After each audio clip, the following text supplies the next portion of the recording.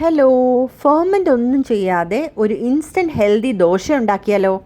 സംബാ ഗോതമ്പ് റവ കൊണ്ടുള്ളൊരു ദോശയാണിത്. സംബാ റവ എന്ന് പറയുന്നത് ഒരു പ്രത്യേകതരം ഗോതമ്പ് റവയാണ്.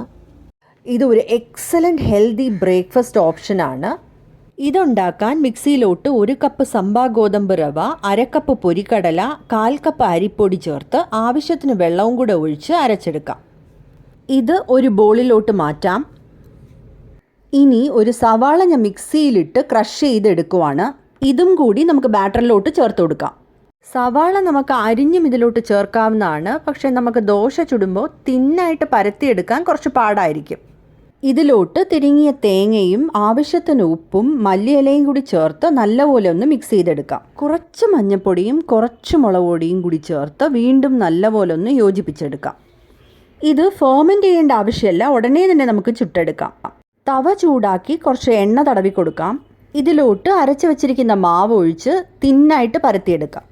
എണ്ണയോ നെയ്യോ ഒഴിച്ചു കൊടുത്ത് നന്നായിട്ട് തിരിച്ചു മറിച്ചു വിട്ട് മുരിയിച്ചെടുക്കാം. തേങ്ങാ ചമ്മന്തിയുടെ കൂടെയോ തക്കാളി ചട്നിയുടെ കൂടെയോ സാമ്പാറിൻ്റെ കൂടെയോ ഒക്കെ നമുക്കിത് സെർവ് ചെയ്യാം. നല്ല ഹെൽത്തി ആൻഡ് ടേസ്റ്റി ദോശയാണിത്. ട്രൈ ചെയ്ത് നോക്കണം. ഇഷ്ടമാണെങ്കിൽ ലൈക്ക്, ഷെയർ ആൻഡ് സബ്സ്ക്രൈബ് ചെയ്യാൻ മറക്കല്ലേ. Thanks for watching. ബൈ.